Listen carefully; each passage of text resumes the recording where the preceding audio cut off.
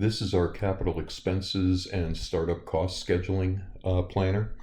And in this format, again, every green area is a fillable field or selectable field. But this details out any capital expenditures or startup costs that are in your plan. These are all changeable. They can be adjusted to be other categories of expenses. In this particular case, it's really more of a business startup, not much in really construction costs, just a little bit of build out costs for tenant improvements.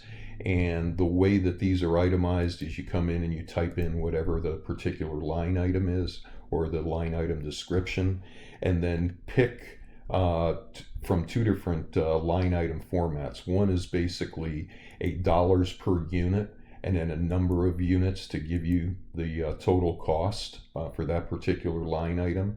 If you have just a bucket number, you've gotten a quote, or it is just a single line item with a single cost and not a unit cost, then use one of these types of line items.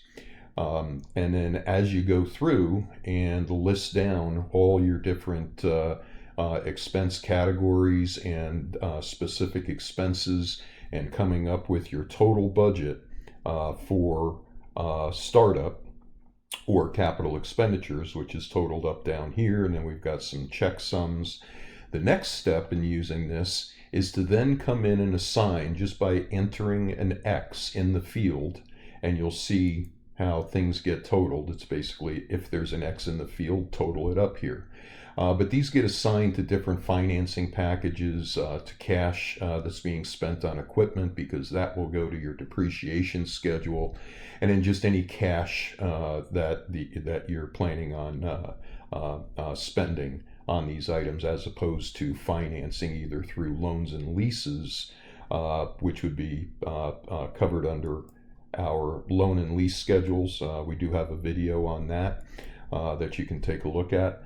So basically what this does is this breaks up your capital expenditures, your startup costs, totals them up down here at the bottom, gives you a little summary on amount that's financed.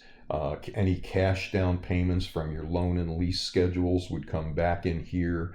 Like if you're doing a loan and it requires a 20% down payment, you would enter it here, and then whatever that dollar amount comes out to is going to come back into the CapEx table as a cash down payment. And then just to make sure that everything is operating correctly, I put in some checksums here so that this is like a double check to make sure that every one of these line items that has a cost there has a corresponding X to assign it.